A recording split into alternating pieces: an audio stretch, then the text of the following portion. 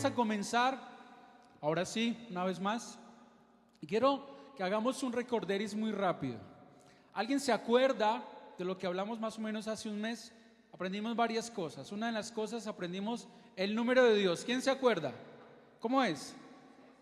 2, 66, 39, 27. El 2 era de 2 testamentos, 66 de total de los libros de la Biblia, 39 Antiguo Testamento y 27 Nuevo Testamento. Muy bien, ustedes son muy inteligentes. Entonces, 2, 66, 39, 27. Listo. También hablamos de cómo está organizado el Antiguo Testamento.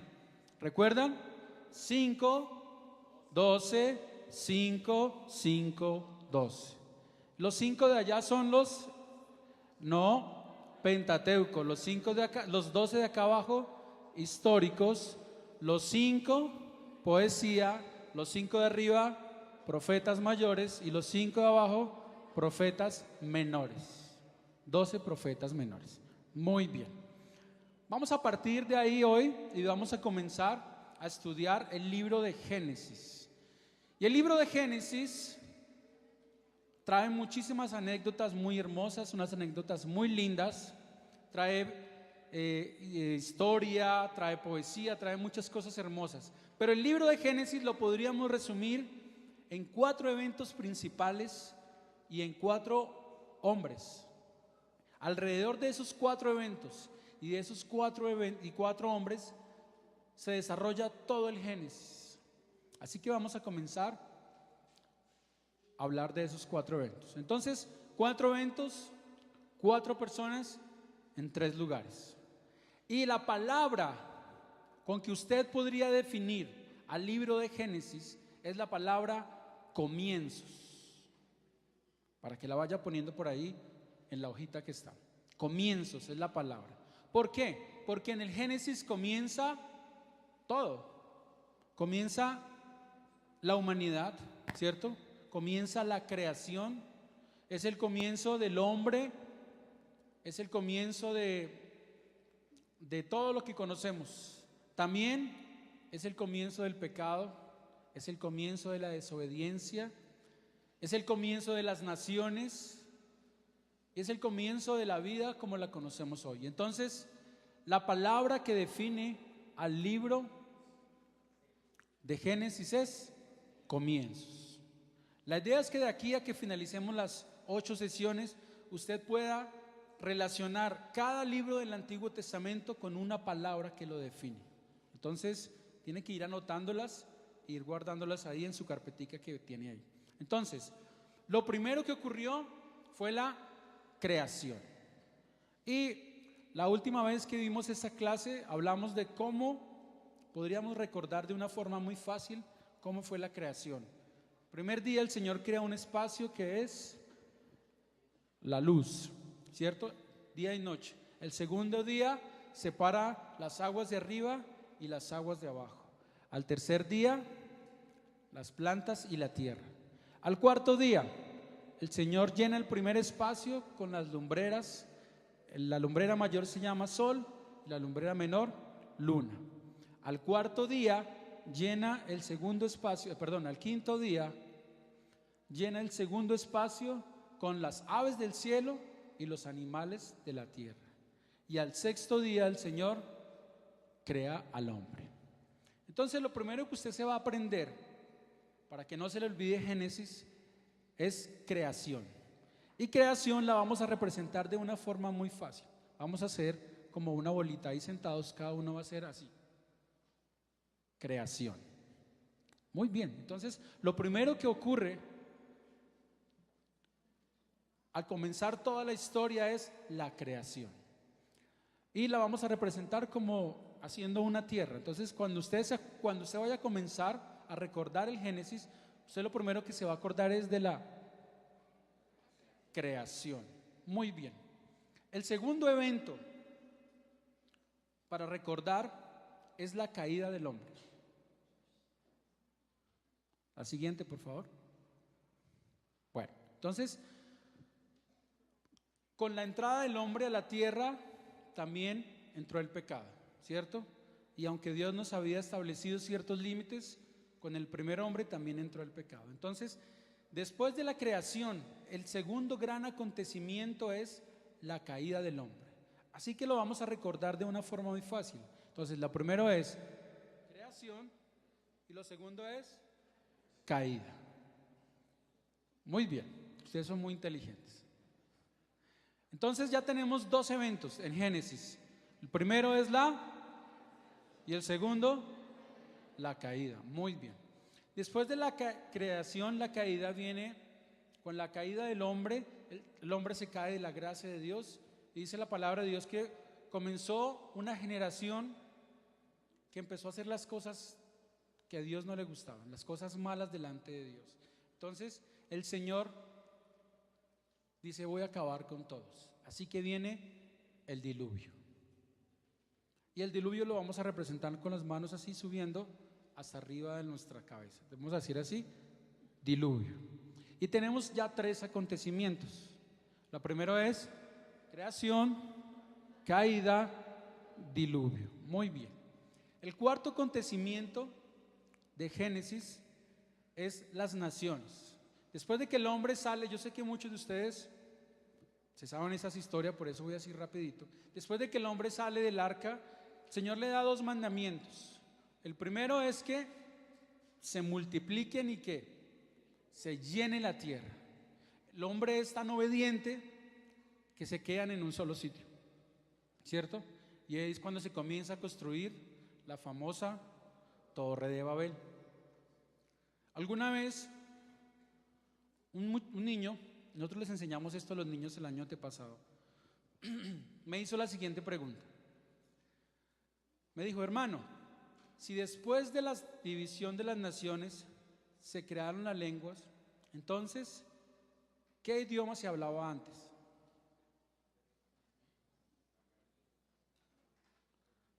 Yo quedé igual que usted. No sabía para dónde coger. Y les dejo esa tarea para que la investiguen. ¿Listo? Investiguen la tarea, la ponen ahí, por favor. Entonces, el hombre, en vez de multiplicarse y empezar a llenar la tierra, que era el mandato de Dios, ellos se hacen en un solo sitio y comienzan a edificar una ciudad. Y una ciudad que iba hacia arriba. La torre que ellos estaban construyendo no era una torre para verla, no. La torre que ellos estaban haciendo era una torre para vivir en ella. Porque ellos querían que todo se concentrara en ese sitio donde ellos estaban. Pero el mandato de Dios era diferente.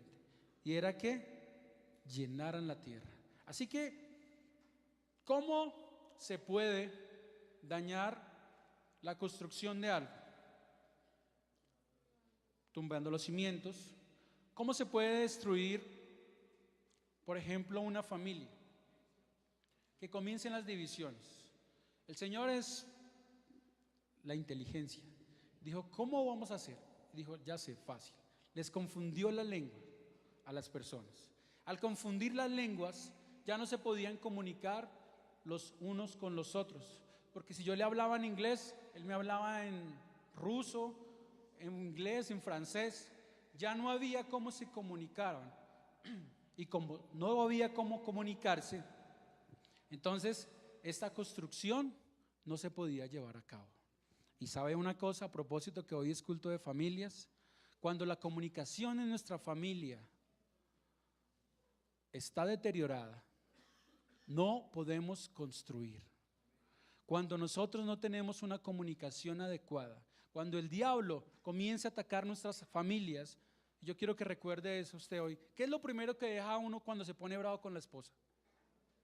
Se deja de hablar, ¿cierto? Y comienza a mandarle razones a la esposa, con los hijos. Dígale a su mamá que vaya no sé qué. Y vaya, dígale a su papá. ¿Cierto que sí? Lo primero que se daña es la comunicación. Y eso fue lo que el Señor hizo. Les dañó la comunicación a ellos para que no pudieran seguir construyendo. Así que cuando se cae la Torre de Babel, cuando la construcción de la Torre de Babel queda quieta, se comienzan a dispersar las personas. Entonces los que hablaban inglés se fueron para un lado, los que hablaban español se fueron para otro, y así se comenzaron a dispersar por la tierra. Por eso es que cuando llegó Cristóbal Colón, aquí ya habían personas. Bueno, eso es otra historia. Así que 4 eventos, ¿cierto?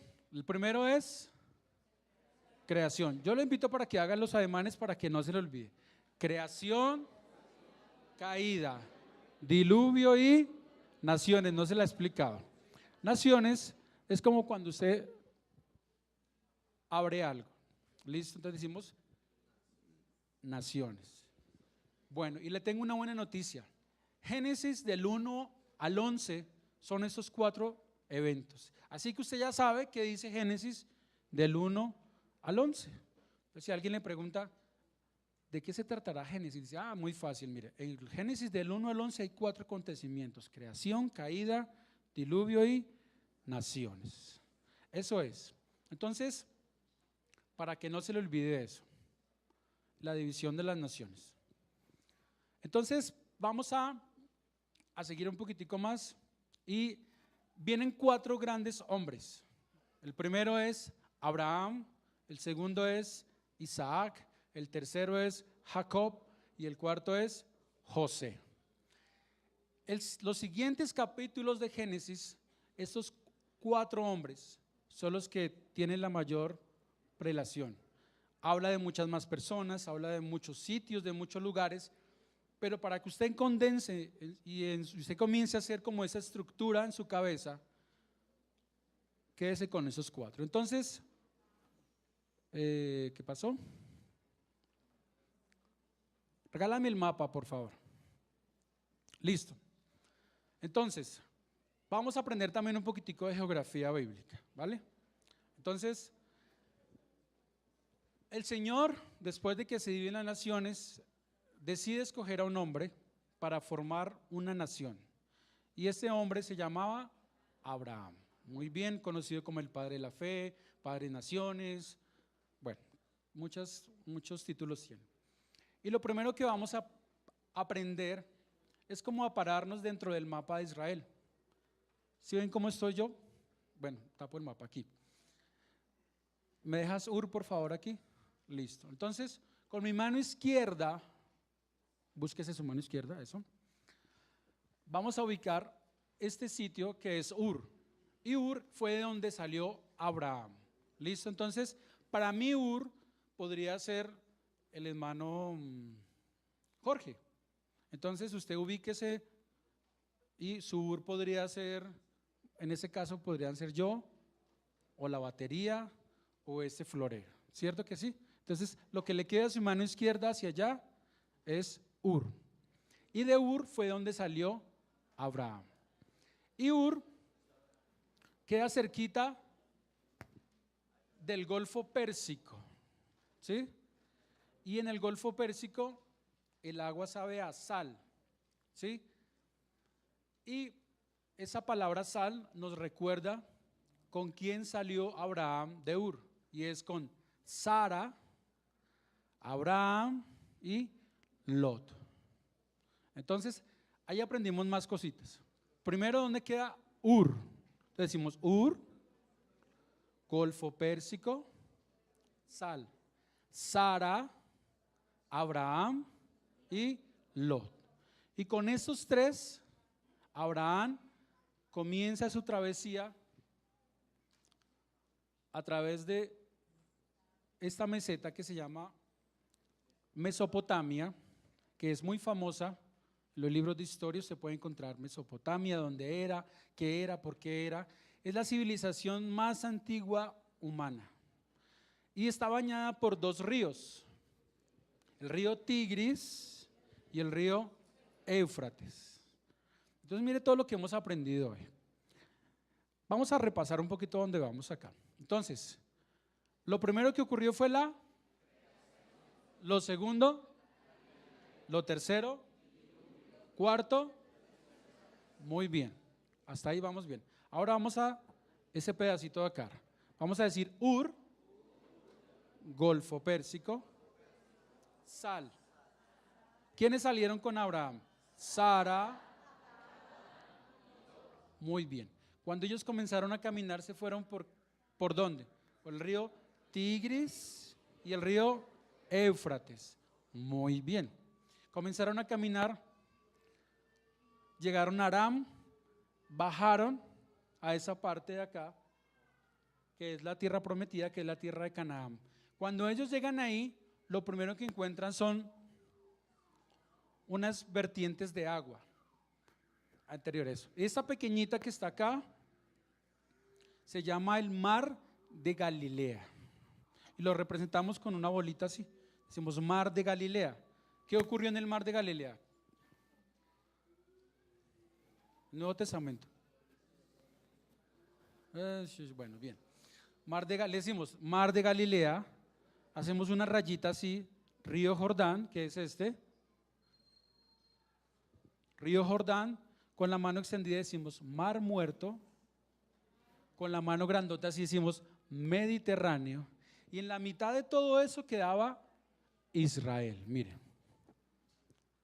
mar de Galilea, río Jordán, mar muerto, y ese pedazo de aquí se llama el Mediterráneo, y en la mitad de todo eso queda Israel. Usted me puede decir esta mañana, pero hermano, ¿yo para qué quiero saber todo eso? ¿Cierto?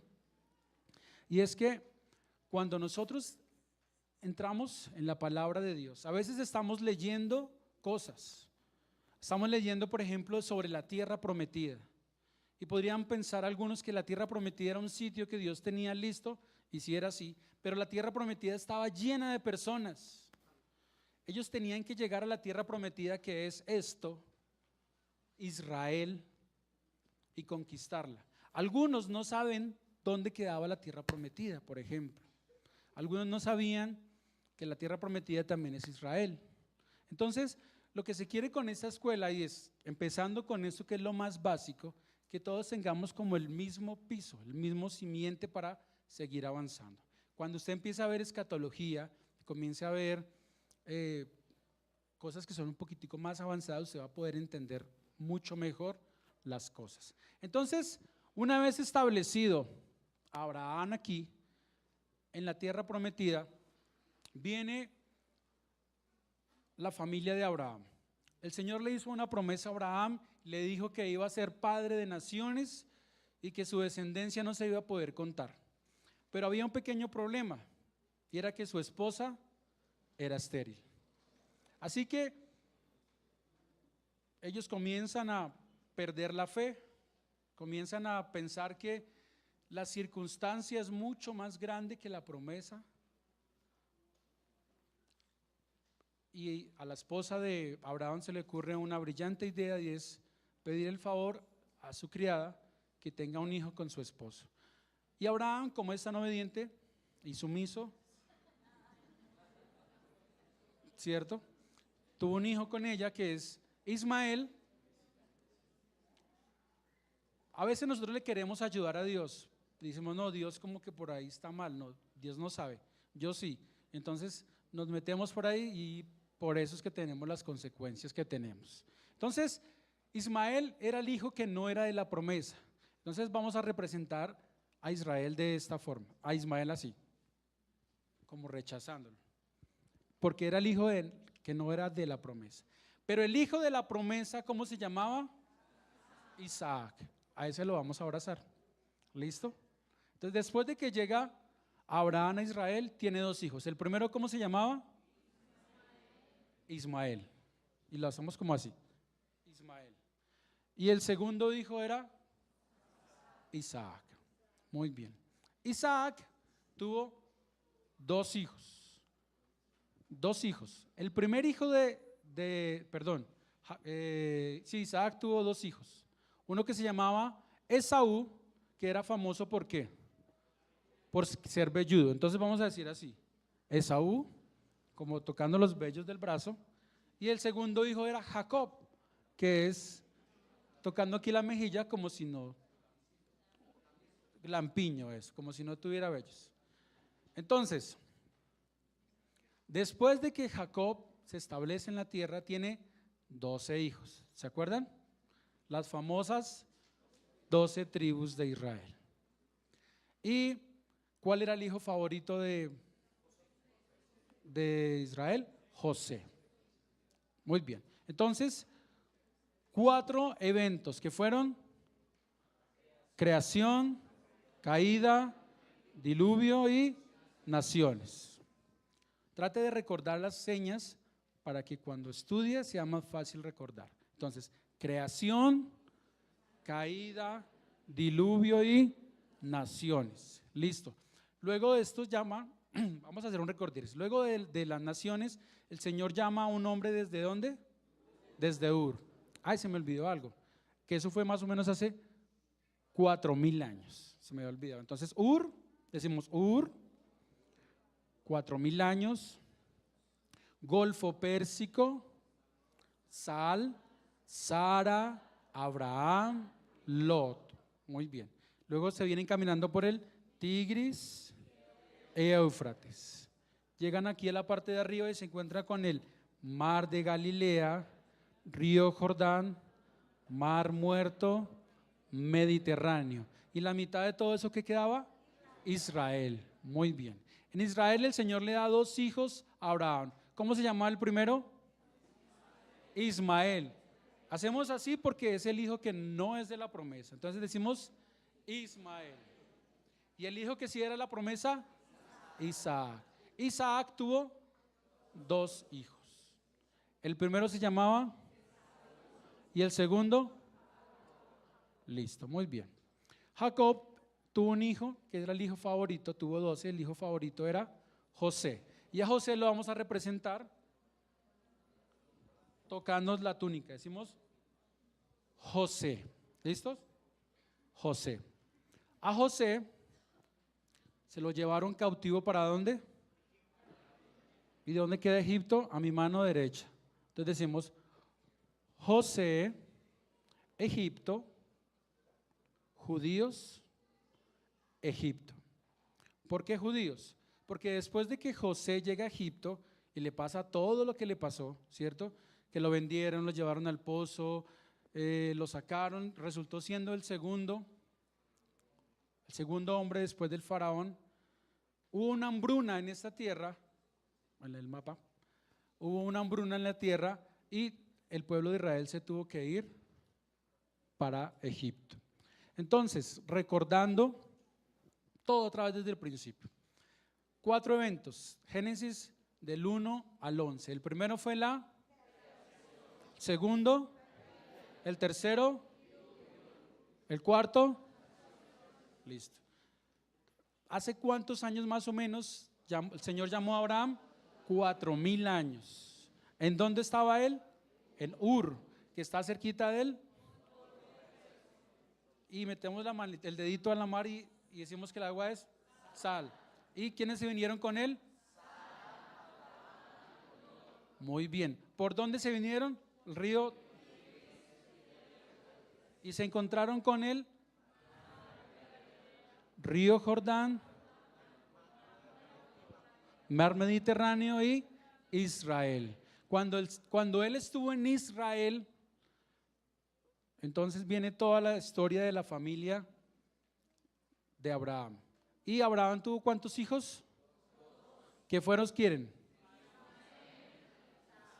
Ismael e Isaac. Isaac, ¿cuántos hijos tuvo? ¿Qué fueron quieren? Y muy bien.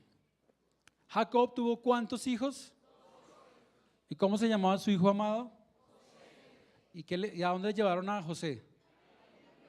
Decimos Egipto, judíos, Egipto. Y ahí cuando el pueblo de Israel entra a Egipto es el capítulo 50 de Génesis. Así que el pueblo de Israel entra a Egipto, más o menos eran 70 personas cuando entraban a Egipto. Cuando salen de Egipto eran más de 2 millones de personas. ¿Quieren saber qué pasó en Egipto? Vengan el jueves. Quiero aprovechar esos 10 minuticos que me quedan para hablarles de algo muy importante. Me regala la presentación de Josías. Y quiero Bueno, hasta aquí cortamos esta partecita y quiero hablarles de por qué es necesario que en nuestras casas estudiemos la palabra de Dios. Y quiero que vayamos rápidamente, adelantándonos unos añitos, al libro de Crónicas, segunda de Crónicas, capítulo 34. ¿A cuánto les gustó Génesis? Les advierto que el jueves vamos a ver Éxodo, Levítico, Números y Deuteronomio. Entonces no se lo pueden perder. La idea es que después usted pueda recitar todo esto sin parar. Segundo libro de Crónicas, capítulo 34. Nos habla de un joven que fue rey, el rey Josías. Cualquiera de nosotros podría pensar que Josías era una persona que no era apta para dirigir una nación. Claro, solo tenía 8 años, no más. Si cualquiera de nosotros pudiera hacer un perfil de un rey, podríamos decir que sea un hombre muy inteligente, ¿cierto? Que sea un hombre preparado, que sea un hombre dispuesto, que sea un hombre justo. Pero pienso que lo último que se nos podría ocurrir es que fuera un niño de 8 años. Sin embargo, este niño de 8 años tenía algo diferente, tenía algo distinto. Y aunque él crecía en una nación que se había olvidado de Dios, su papá había sido el peor rey que había podido haber sobre la tierra. El pueblo, la nación se había olvidado totalmente de Dios. Habían construido altares para los ídolos y la palabra de Dios se había perdido. Y este muchacho tan pequeñito, de 8 años, comenzó con una búsqueda insaciable de las cosas de Dios. A los 16 años comenzó a buscar la palabra de Dios. A los 20 años derribó todos los ídolos que tenía la nación. Y cuando tenía 26 años, había restituido la palabra de Dios como ley en la tierra que él gobernaba. La palabra de Dios en nuestras casas, mis queridos hermanos, es lo que debe abundar, es lo que debe verse más. Cuando el rey Josías llegó al reinado del pueblo de Judá, era una nación que había perdido absolutamente todos los principios de una vida a los pies del Señor Jesús. ¿Sabe por qué? Porque se les había perdido la palabra de Dios. Por eso en nuestras casas, el libro o la norma de vida, siguiente por favor, debe ser la palabra de Dios. Siguiente por favor. Sin la palabra de Dios, yo quiero que usted me vaya ayudando a leer ahí en su Biblia. Dice: y al sacar el dinero que había sido traído a la casa de Jehová, el sacerdote Hilcías halló el libro de la ley de Jehová, dado por medio de Moisés. Y dando cuenta, Hilcías dijo al escriba Safán: yo he hallado el libro de la ley en la casa de Jehová. Y dio Hilcías el libro a Safán. Además de esto, declaró al escriba Safán al rey diciendo: el sacerdote Hilcías me dio un libro, y lo leyó Safán en él delante del rey. Josías escuchó la palabra de Dios que se había perdido por generaciones. Y lo primero que debemos saber, hermano, es que sin la palabra de Dios no hay propósito para nuestras vidas.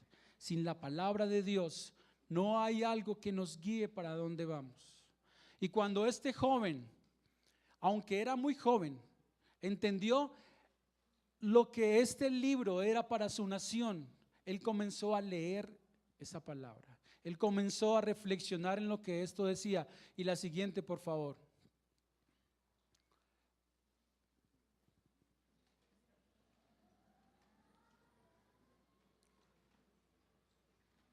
lo siguiente que hizo dice: luego que el rey oyó las palabras de la ley, rasgó sus vestidos y mandó a Hilcías y a Sicam, hijo de Safán, y a Adón, hijo de Micaí, y a Safán, escriba, y a Asías, siervo del rey, diciendo: andad, consultad a Jehová por mí y por el remanente de Israel y de Judá acerca de las palabras del libro que se ha hallado, porque grande es la ira de Jehová que ha caído sobre nosotros, por cuanto nuestros padres no guardaron la palabra de Jehová para hacer conforme a todo lo que está escrito en este libro.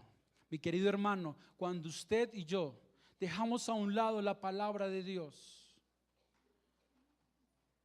estamos dejando a un lado la misma presencia de Dios. Cuando usted y yo dejamos a un lado, estamos condenando a nuestros hijos a crecer sin los preceptos que usted y yo conocimos. Aunque no sea popular en nuestras familias, que tengamos un espacio para leer la palabra de Dios. Mi querido hermano, usted y yo tenemos que estar presentes, que en nuestras manos está, como líderes de nuestras casas, está en proclamar la palabra de Dios como la ley de nuestros hogares. Por eso es tan importante, mi querido hermano, que usted haga su devocional familiar, porque usted es el que debe enseñarle la palabra a sus hijos. Miren lo que le pasó a él. El papá nunca le enseñó la palabra de Jehová. Sin embargo, cuando él encontró la ley, algo reargulló su corazón y le pidió perdón al Señor. La siguiente, por favor. Josías entendió la disciplina de Dios. Dice: y ella respondió: Jehová Dios de Israel ha dicho así: decida al varón que os ha enviado a mí, que así ha dicho Jehová: he aquí, yo traigo mal sobre este lugar y sobre los moradores de él todas las maldiciones que están escritas en el libro que leyeron delante del rey de Judá, por cuanto me ha dejado y han ofrecido sacrificios a dioses ajenos, provocándole ira con todas las obras de sus manos. Por tanto, se derramará mi ira sobre este lugar y no se apagará. Mas el rey de Judá, que os ha enviado a consultar a Jehová, así le diréis: Jehová, el Dios de Israel, ha dicho así, por cuanto oísteis las palabras del libro. Cuando nosotros dejamos a un lado esta palabra bendita, hermano, van a venir consecuencias a nuestras vidas. Aunque no sea esto lo más popular para hablar, lo más agradable, pero si tú dejas de un lado la palabra de Dios en tu casa, hermanos, tus hijos van a dejar de congregarse en la iglesia. Tus hijos van a crecer sin un temor delante de Dios. Tus hijos van a crecer sin este maravilloso libro que hará la diferencia en sus vidas, porque sin la palabra de Dios no hay propósito para nuestras vidas. Amén. ¿Será que es importante que nosotros entremos en esta tónica de comenzar a estudiar la palabra de Dios? ¿Será que es importante que en sus casas usted pueda tener momentos donde usted le pueda enseñar a su familia la palabra de Dios? Mis queridos hermanos, hemos querido en esta mañana traer esa pequeñita reflexión de Josías, porque esa nación duró muchos años sin que la ley de Dios estuviera presente en sus vidas. Por eso esa nación era oprimida por los enemigos. ¿Tú quieres tener una vida familiar oprimida por enemigos? Es muy fácil. Deja la palabra de Dios a un lado y tus hijos comenzarán a crecer sin temor a sus papás, sin temor a Dios, sin temor a su comunidad, porque la palabra de Dios lo que quiere al final de todo es que usted viva bien, que viva feliz, que viva tranquilo. Así que en esta mañana yo los quiero invitar, mis queridos hermanos, para que ese tiempo que hemos tomado en la iglesia para crear todo ese material, para hacer todo lo que viene, hermano, usted lo aproveche en su casa. Que usted pueda reunir los miércoles a su familia y decirles: bueno, hoy vamos a estudiar la palabra de Dios. porque usted, así como el rey Josías, usted es el rey, usted es el líder de su casa. Y este joven influyó tanto a su generación que después de más o menos 18 años de él estar en el trono, la ley de Jehová era la ley de su nación. Así que si tú quieres tener una familia guiada por Jesús, yo te invito para que vuelvas al libro, para que vuelvas a esta palabra maravillosa que ha sido la que nos ha guiado de generación en generación. Yo les voy a invitar para que estén en sus pies.